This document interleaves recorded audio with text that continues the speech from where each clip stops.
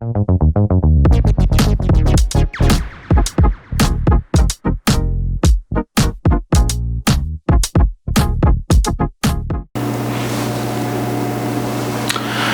안녕하세요 여러분들. 오늘은 여러분들 지금 자꾸 부동산 시장이 불안불안하잖아요. 금리도 계속 올라가고 있고. 자, 지난 시간에 여러 가지 얘기를 해드렸어요. 금리 인상될 거다. 금리 인상되면은 이자 부담 높아질 거다. 이자 부담 높아지면은 실거주하는 사람들은 버티지만 투자했던 사람들은 던질 거다. 그래서 이런 투자한 사람들이 던진 매물들이 여러분들한테 이제 약간 혼란을 줄 수가 있다. 여기서 말하는 혼란이라는 건 뭐냐면요, 거래량이 없어요. 지금 뭐 다 같이 가격을 낮춰서 팔겠다의 개념이 아니라 거래량이 없는 상태에서 버티지 못한 사람들이 한두 개씩 던지고 있는 상태예요. 이유가 다양하겠죠. 이 사람들은, 투자했던 사람들은 파는 이유는 다양하겠죠. 갑자기 뭐 생활금이 좀 부족해, 아니면 뭐 사업이 잘 안 됐어, 아니면 다른 투자 대안들이 생겼어. 이유가 다양하겠죠. 근데 이 사람들이 가격에서 좀 낮은 금액으로 던지다 보니까 어때요? 이게 시장의 전부로 생각하는 경우들이 생기게 돼요. 왜냐면 거래량이 그만큼 없으니까. 없다가 갑자기 뭐 하나 나왔는데 낮아. 또 한참 없다가 뭐 하나 나왔는데 낮아. 지금 거래량이 없는 상태예요. 자, 부동산 가격이 빠졌냐는 얘기하기가 힘들어요. 부동산 가격이 하락장이다라고 얘기하기는 힘든 거고. 왜 힘들어요? 거래량이 없잖아요. 그쵸? 뭐 데이터가 좀 있어야지 다들 이렇게 파는구나 라고 얘기를 할 수 있는데 그런 게 아니에요. 지금 거래량 없는 상태에서 몇 명이 던지는 것 뿐이고, 이런 사람들 때문에 사람들이 많이 혼란을 하고 있어요. 그리고 알아두셔야 될 게, 거래량이 없다, 몇 명이 혼란을 시킨다. 이유는 뭐예요? 부동산 가격이 너무 높아요. 지금 원래 이제 부동산 가격이라는 거는 올라갔다가 정부가 뭐 정책을 내든, 별 의미는 없지만 그래도 정책을 내든, 아니면 소비자들이, 즉 여러분들 집을 살려고 하는 사람들이 심리적으로 이거 너무 높아, 맞춰야겠어, 안 사 고 이런 식으로 왔다 갔다 해야 돼요. 근데 어떤 점에 문제가 됐었냐면은 이 흐름이 있어요. 부동산의 흐름들. 보통 우리나라 같은 경우는 뭐 10년 주기설 이런 얘기들도 많이 해요. 10년 주기설 얘기도 많이 하고, 지금 2020년대 초, 그럼 2010년대 초, 2000년대 초, 뭐 이런 식으로 10년 주기설도 얘기를 많이 하고, 또 시장 경제 흐름도 얘기를 많이 하고, 올라갔다 내려갔다 올라갔다 내려갔다 하는데, 지금 상황은 약간 비정상적인 상황들. 어떤 상황이에요?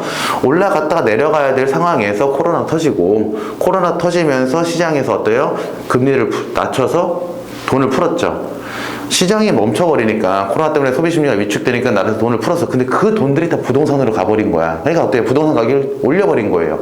내려갈 타이밍에 올려버렸으니까 내려갈 게 올라갈 게 합쳐서 이만큼도 올라가 버린 거지. 그러니까 어때요? 사람들이 생각하기에 높네, 지금은 부동산이 비싸네, 그러면 살 때가 아니네. 이건 맞아요. 살 때가 아니네는 맞아. 근데 어떤 일이 있었어요? 패닉 바잉이라는 단어 들어보셨죠? 20대, 30대 영끌족들이 부동산을 막 사들인 거야. 이 부동산을 사들여서, 무리해서 투자해서 부동산을 사들여서 금리를 버티지 못한 사람들이 한두씩 던지는 거예요. 자, 거래량 없는 상태에서, 부동산 가격 높은 상태에서 무리했던 분들이 한두 개 던지니까 다수의 분들이 혼란을 오기 시작을 하는 거죠. 이거 뭐야? 하락장인가? 그러면은 망하나? 뭐 인구 절벽도 있고, 그 다음에 우리나라 공급 과잉도 있고, 여러 가지 얘기 있으니까 망하나? 그럴 일은 없어요. 그럴 일은 없다고 얘기해드리는 이유가 왜 그러냐면요, 부동산은 여러분들 집을 산다는 개념보다는 땅을 산다고 생각을 하셔야 돼요. 한정적인 땅이에요. 한정적인 땅을 사는 거니까, 이 한정적인 땅은 어차피 계속 한정적이고, 사람들은 계속 들어오죠. 인구 절벽이라면서요. 자, 여러분들 나라에서는요, 한 명이 살 수 있는 주거 공간을 한 5평 정도 생각을 해요. 전용 면적 5평 정도면 한 명이 살 수 있다. 그럼 2명이면 10평, 3명이면 15평 이런 식으로 전용 면적을 그렇게 해서 계산을 해요. 그렇게 해서 이제 공급 면적까지 합쳐고 9평이라는 걸 만들어 놓고. 근데 요즘은 어때요? 거거익선이란 말 들어봤죠? 더 커야 돼. 집은 무조건 클수록 좋은 거야. 뭐 우리 집은 아담한 게 좋아. 여러분들 큰 집 가보면은 작은 집으로 못 가요. 그러니까 어때요? 한정적인 땅에서 인구수는 줄어들더라도 한 사람이 차지하고 있는 면적이 넓어지다 보니까 부동산은 계속 가는 거예요. 저라도 혼자서 넓은 집 살고 싶어요. 유지만 되면, 감당만 되면 넓은 집 살고 싶어요. 이게 제 욕심인 건데 어떻게 해요? 계속 올라갈 거 아니에요. 그쵸? 저는 계속 땅을 넓힐 거예요. 제 욕심이에요. 땅을 계속 넓힐 거예요. 가족이 많고 적고 상관없어요. 저는 계속 땅을 넓힐 거예요. 만약에 자식이 있으면은 자식한테도 방 2개, 3개 주고 싶어요. 너 놀이방, 너 공부방 주고 싶어. 그래서 계속 넓힐 거예요. 부동산이 떨어질 거라는 걱정을 아무것도 하지 않으셔도 돼요. 적어도 제가 살고 있는 세대에서는 저는 그런 걱정은 안 해도 된다고 생각을 해요. 자, 그럼 보세요. 사람들이 얘기를 해요. 부동산 가격이 낮춰질 타이밍에 코로나 닥치면서 올라갔어. 그러다가 금리까지 올라갔어. 금리는 여러분들 이거를 금액을 원래 낮춰야 된다 그랬잖아요. 부동산 가격 내려가야 되니까. 근데 내려가게 만드는 역할보다는 내려가게 만드는 계기를 만들어주는 것 뿐이고, 정말 중요한 건 뭐예요? 소비 심리예요. 비싸다라고 생각하면 안 사는 거고, 싸다라고 생각하면 사는 거고, 버티겠다라고 버티는 거지. 금리가 올라갔어, 그럼 팔아야지. 금리가 내려갔어, 사야지. 그러진 않아요, 여러분들. 자, 보세요. 부동산 하시는 분들한테 금리 물어보면 잘 몰라요. 너 부동산 요즘에 투자한다며 금리 몇 프로야? 그냥 자기 대출 금리나 조금 알고, 그것도 한 2-3달 지나면은요, 이자가 얼마가 나가더라? 별 신경 안 써요. 우리나라 사람들한테 부동산은 지켜야 될 목적성이 있는 거지, 투자할 수단이라고 생각하는 사람은 거의 없다 이거예요. 몇몇 사람들이 그렇게 하지. 근데 우리는 어때요? 오르면 오르나 보다, 내리면 내리나 보다.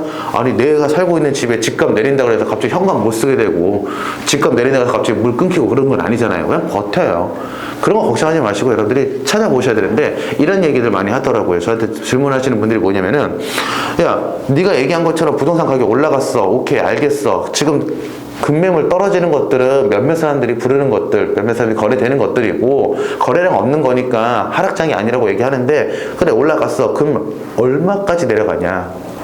하락장은 아니다 하더라도 올라갔으면 내려간다 그러지 않았냐? 가격이 높다고 생각하는 사람들이 적정 가격은 어느 정도 되는 거냐?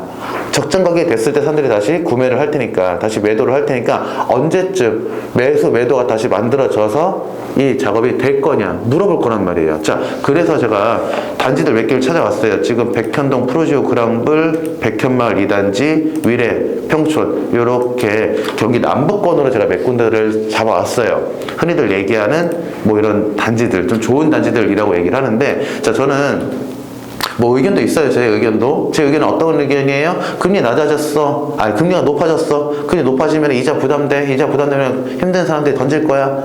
아니라 그랬죠? 버틸 사람들은 다 버틴다 그랬어요. 실거주하는 사람들 그런 거 신경 안 써요. 이자 올라가서 몇십만 원, 몇백만 원 더 내더라도 아끼면 다 살 수 있어요. 우리나라 사람들은. 그렇게 살아온 사람들이고. 자, 그러면 저는 어떻게 얘기를 할 거냐. 자, 이 단지들이 있어요. 저는 소비 심리를 보고 싶은 거야. 많은 사람들의 소비 심리. 얼만큼 내려가야 할 건지. 그래서 찾아봤어. 언제? 우리 2019년도 부동산 전망이 있어요. 2019년도 부동산 대폭락, 부동산 시장 전망 리뷰, 하락장이다 이런 식으로. 2018년도에 올라갔던 17년, 18년 이렇게 올라갔던 게 몇 가지 정책이 생겼죠. 그때도 금리가 올라가면서 이런 얘기 했어요. 그때 뭐 1.75인가? 얼마 안 올라갔는데도 그때 금리 올라갔어. 그리고 또 무슨 일이 있었어요? 공급 많아졌어. 그리고 규제 생겼어. 뭐 이런 식으로 해서 부동산이 폭락을 한 적이 있어. 그때도 폭락이라고 표현을 했어요. 인터넷에 보면 그때도 폭락을 표현했어. 내려갔어야 돼. 근데 그때 못 내려갔어. 코로나 때문에 다시 치고 올라간 거야. 얼마 안 내려가 올라간 거죠. 자, 그러면은 2019년도에도 부동산이 내려간다라고 하는데, 보세요 여러분들. 그때랑 한번 대비를 한번 해볼게요. 자, 첫 번째 판교 프로지오 그랑블, 여기에 실거래가. 자, 2019년 이쯤이네요. 그쵸? 여기 보면 높았다가 정체되고 있죠. 내려가면서 살짝 내려가면서 정체되고 있죠. 이때도 엄청 난리 났었거든요. 이만큼만 내려가도 나라는 난리 나고 전국은 난리 나거든요. 자, 보세요. 18억 5천 잡혀 있네요. 내려갈 때 16억 정도 잡혀 있네요. 자, 18억 5천, 여기 16. 자, 비율로 볼까요? 86% 정도 나오네요. 그 다음에 백현마을 2단지. 자, 실거래가 한번 볼게요. 여기서 또, 자, 2019년, 자, 쭉 정책이 가죠. 그쵸? 2018년도부터 정책이 갔죠? 그 다음에 요 갭 생긴 거 보이시죠? 지금. 올라갔는데 내려갔잖아요. 그쵸? 올라갔는데 쭉 떨어지고 내려가는 거 있잖아요. 자, 14.3 잡혀 있고, 여기는, 15.2, 18.2, 자, 15.2, 12.8로 할게요.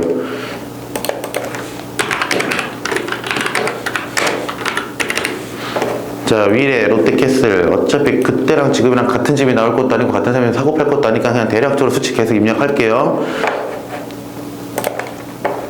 위례 18년도. 자, 이것도 보시면은 올라가다 또 떨어지죠. 그렇죠? 여기서부터 떨어졌네요. 지금 보면은 여기 9.5, 여기 7.6.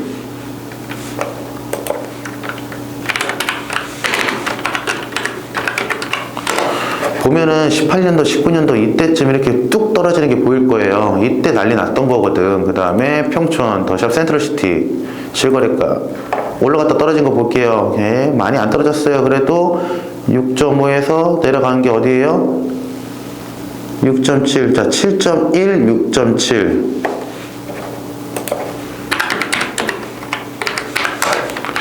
자, 비율 한번 볼까요?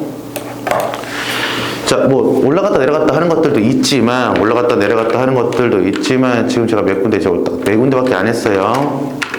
한 86, 85% 정도 잡을게요. 85% 정도가 오르락 내리락 했죠. 그쵸? 언제 대비? 상한가 대비 85% 정도 떨어졌죠. 급락, 하락, 난리 났다 얘기했죠. 그럼 보세요. 우리가 만약에 어떤 단지를 하나 매매를 한다라고 가정하면 현재 매물 가격 높다라고 계산했을 때 제일 높은 거 언제예요? 지금 올 초죠. 11.25가 됐죠. 상한가 11.2. 그러면은 보세요. 내가 만약에 11.2짜리가 높은 금액이 형성됐어. 내려가고 있어. 그러면은 얘는 어느 정도가 적당할까 봤더니 9.6까지 떨어져야 돼. 내려왔네요. 그쵸? 그럼 이제 어때요? 평촌 더샵 센트럴시티는 이 정도면 투자할 만한 금액이 된 거다라고 생각할 수 있겠죠.